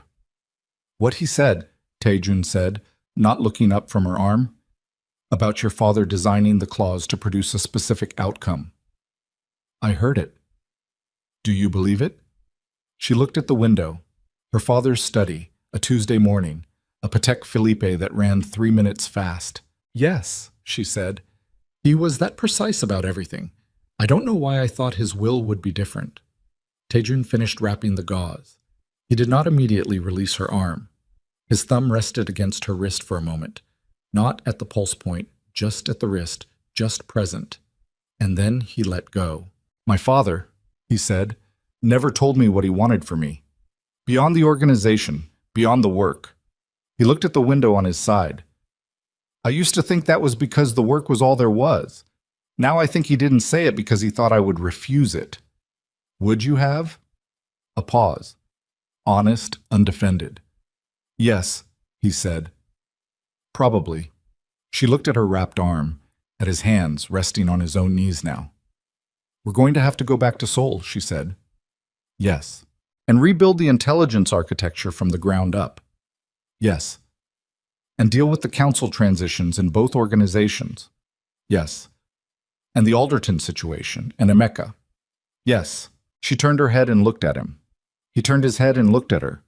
The distance between them in the back seat of the vehicle was what it had always been, the same 8 inches, and yet something about it had changed its quality. It was no longer the distance between two people maintaining professional boundary, but the distance between two people who had stopped needing the boundary to be that large and had not yet closed it, and were both aware of that fact. "After the 16 hours of sleep," she said. The corner of his mouth moved, not quite a smile, adjacent to one. 15 and a half. "We're going to have a different conversation," she said. "Not about the organizations, not about Volkov or Meridian or any of it." He held her gaze. "I know. I'm telling you in advance because I don't do things without preparation," he said. "I know that too." She looked back at the road. Chidi in the front, tactfully not existing. London sliding past the windows, the city becoming its ordinary self again. The parts of it that had nothing to do with criminal empires or acquisition campaigns or the inheritance weight of dead fathers. She thought about preparation. About the 6 years she had spent preparing for every possible contingency except the ones that could not be prepared for. Grief and trust, and the specific terror of being known by someone you could not afford to underestimate and could not afford to dismiss. She had spent 6 years building walls that were architecturally perfect, and she had married a man who had done the same, and somewhere between the Hong Kong conference table and a kitchen at dawn and a park bench in Kennington and the back of a vehicle smelling of antiseptic and old leather, the walls had done what walls eventually did when they met something that had no interest in going around them. They had come down. Not all the way. Not cleanly. In the uneven, reluctant, unglamorous way that real walls came down, piece by piece, without announcement, leaving rubble that you had to navigate carefully for a long time afterward. But down. The Alderton meeting happened 2 days later, in his office at Gray's Inn. The same conference room where he had read her the marriage clause 7 weeks ago.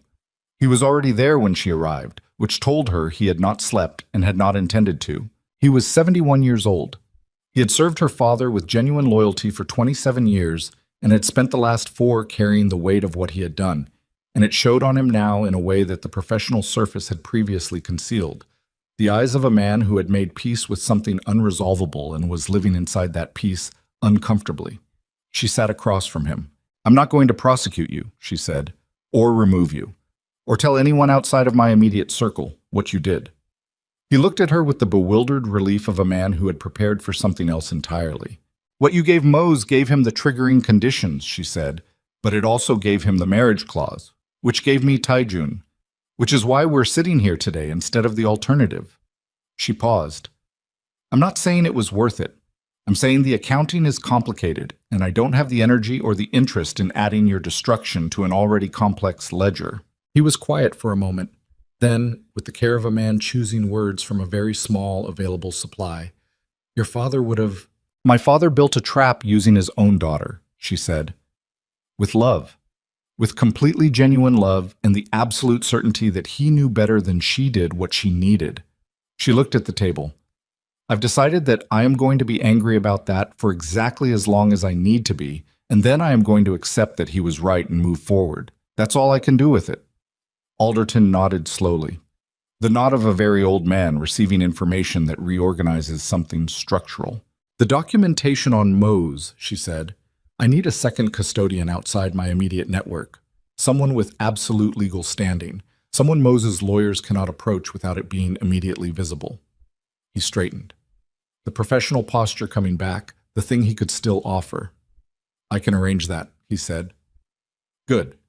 She stood. "When it's done, we're current. Do you understand what I mean by that?" He looked up at her. "Yes," he said. "I understand." She left him there, in his conference room, with the late afternoon light coming through the windows of Gray's Inn in the way it had come through windows in London for 300 years, indifferent and golden and completely without judgment. Emeka she met in a pub in Bermondsey 2 days after that. Not a place either of them had been before. Neutral ground, no history. A pub that smelled like old wood and had a back corner where 2 people could talk without the conversation carrying. She bought the drinks. She did not know why she did this except that their father had always bought the drinks, and some gestures persisted past their origin. He looked better than he had in the park. Slept, or nearly. The fear had subsided to something lower and more sustainable, the kind of vigilance that was not comfortable but was livable. "I can't bring you back in," she said. "You know that." "I know. Zurich. The legitimate business. You keep doing what you were doing, and you do it cleanly." She held her glass. "If I find out at any point that you are operating in criminal space again, adjacent to it, consultant to it, a single phone call to anyone inside it, the Emeka accommodation ends, permanently." He nodded. He looked at the table. What about us?" She considered the word, the small, enormous weight of it. "We are not what we were," she said. "We are not going to pretend the past 4 years were something other than what they were. But we share a father. We share his name. And you came forward when you could have run." She picked up her glass. "That counts. I don't know how much yet, but it counts." He let out a breath that had been in him for some time. "He would have," Emeka started. "Don't tell me what he would have done," she said. Not unkindly. "I spend enough time already trying to figure that out on my own."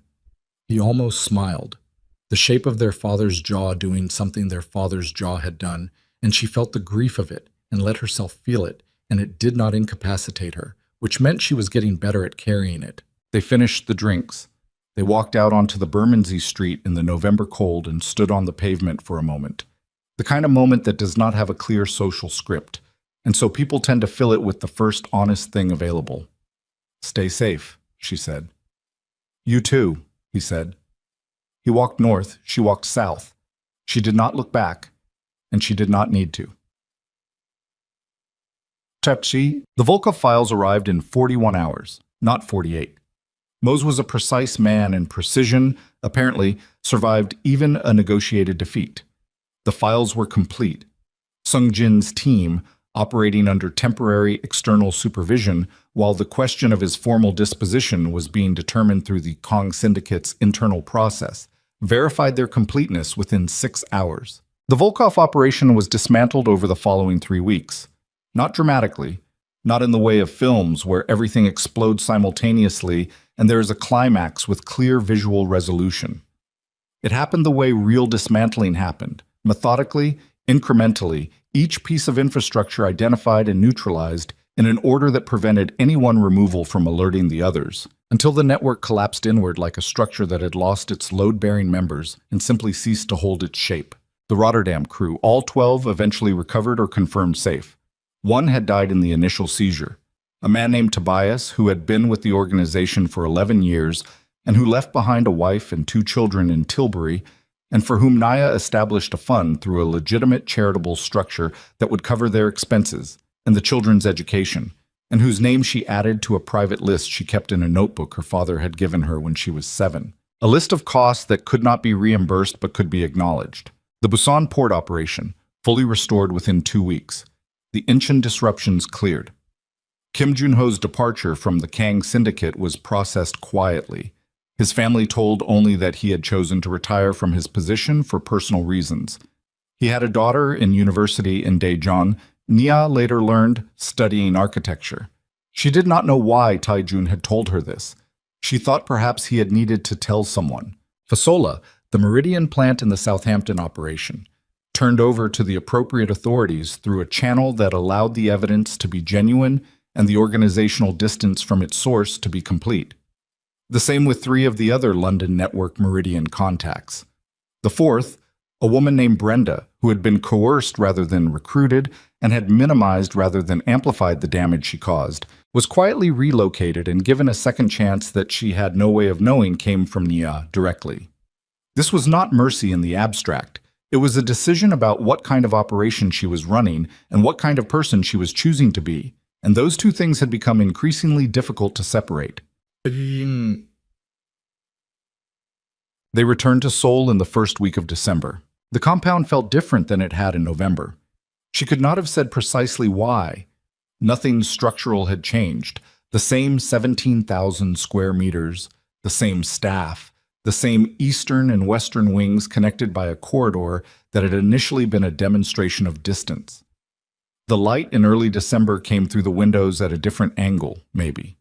Or she came through the door a different person, which amounted to the same thing. Taejun had been in Seoul for 5 days before her, managing the council transitions and the restructured intelligence apparatus and the 1,000 operational details that a large criminal organization generated continuously, regardless of what its leadership was processing personally. She had spent those 5 days in London doing the same. They had spoken by phone each morning at 7, each call lasting between 8 and 25 minutes, each one beginning with operational matters and ending in the last 2 days with something that was not operational matters, and that neither of them had formally acknowledged. She arrived at the compound at 6 in the evening. She was met by the head of household staff, shown to her wing, given tea she had not asked for but was grateful for. She set her bag down and stood in the middle of the western wing and looked at the connecting corridor. The door at the far end opened. Taejun stood in it. He was in a dark sweater, no jacket, the off-duty version of himself that she had seen intermittently across 7 weeks, and that still carried a quality of mild surprise for her, the way seeing a powerful person in a mundane context always did. The reminder that the armor was worn rather than grown. He looked at her across the length of the corridor. "How was London?" he said. "Cold," she said. "How was Seoul?" "Cold." A pause. She started walking toward him. He started walking toward her. They met somewhere in the middle of the corridor, which was not meaningful, except that it was, in the way that a very large number of small choices accumulate into something that deserves a name. She stopped 2 feet away. "The conversation," she said. "The one I told you we were going to have." "I remember." She looked at him. She had rehearsed nothing. She had made a specific decision not to rehearse, because rehearsed things had a quality she mistrusted, a smoothness that was the enemy of truth. She trusted roughness. She trusted the thing that arrived without polish because it had not had time to become anything other than what it was. "I don't know how to do this," she said. "In case that wasn't obvious, I have been running something very large for a very long time, and I am good at it, and it has cost me things that I didn't notice I was paying until recently." She held his gaze. "I don't need protection. I don't need a partner in the operational sense. I have staff for that. She stopped, restarted. "I want the thing that has been in this corridor since November. Whatever that is. I want to find out what it is instead of managing it." He looked at her for a long moment. Then he reached up and touched her face. Just her jaw, one hand, the same carefulness he gave everything. And the steadiness of it, the complete absence of performance or uncertainty, undid something in her that had been wound very tightly for a very long time. "I know what it is," he said. "Tell me," she said. He shook his head slightly. "That's not how you find out." She almost laughed, did not quite, felt the shape of it in her chest regardless. He kissed her in the corridor between the eastern and western wings, in the compound that had been built for one person and had been learning, slowly, how to hold two. It was not perfect. Nothing honest ever was. It was careful and then not careful, and she put her hand against his chest and felt his heartbeat, which was not as steady as he looked, which was, she thought, the most truthful thing about him she had found yet. Later, they sat at the kitchen table with the remains of a late dinner between them and the Seoul winter pressed flat against the windows and every organizational crisis temporarily on the other side of a door that was not locked but that both of them had silently agreed to leave closed for the next several hours. Tae-jun had his coffee. She had her tea. Her father's watch was on the table between them because she had taken it off, which she almost never did, and had not yet put it back. He looked at the watch. 3 minutes fast, he said. He had heard her mention it once, weeks ago, in passing, and had apparently filed it. He never fixed it, she said. I asked him once why. He said he liked arriving at things before they were ready for him. Tae-jun was quiet for a moment, then with the particular careful weight of something he had been holding for some time. My father left me a letter, sealed, to be opened after the will was read. He looked at his coffee. He said that the organization was a vehicle, not a destination. He said he was afraid he had taught me the opposite. She looked at him. He was right, Tae-jun said. I had made it a destination. He looked up. I think I stopped doing that somewhere between Hong Kong and this table. I'm not certain exactly when. Neither am I, she said. But I think it was somewhere around the kitchen at dawn, the first time. He nodded. The small nod she had come to understand contained a great deal. She picked up her father's watch, held it for a moment. Then she set it back on the table, face up, 3 minutes fast, ticking its small, reliable inaccuracy into the quiet of the room. Outside, Seoul carried its ordinary nighttime traffic. Somewhere in London, Dio was running the late watch. Somewhere in Busan, the port operations were running clean. Somewhere in Zurich, Emeka was asleep or was not asleep, carrying what he carried, trying to be something their father would have recognized. Somewhere in Geneva, a 64-year-old man with $37 billion in assets was living inside the terms of an arrangement that had cost him everything he had built in the criminal world and left his legitimate world intact, which was more than he deserved and less than she might have given him in a different mood. The Okoye syndicate was intact. The Kang syndicate was intact.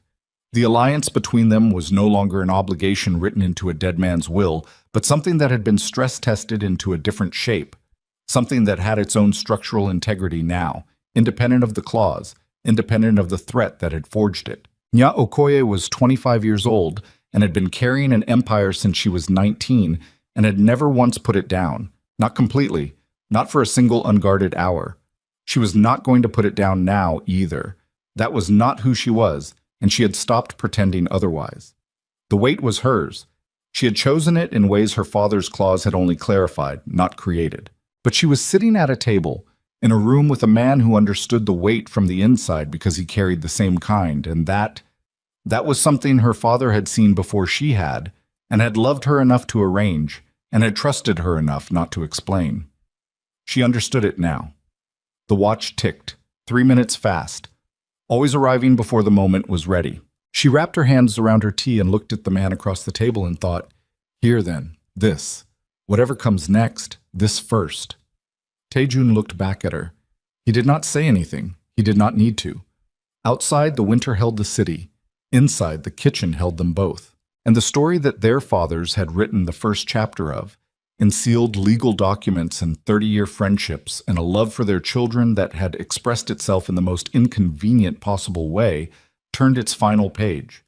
Not to an ending, but to the place where the real story began, the one that belonged only to them, that no one had scripted, that would be written in whatever language two people invented together when they finally, after everything, stopped being afraid of what they might find if they looked.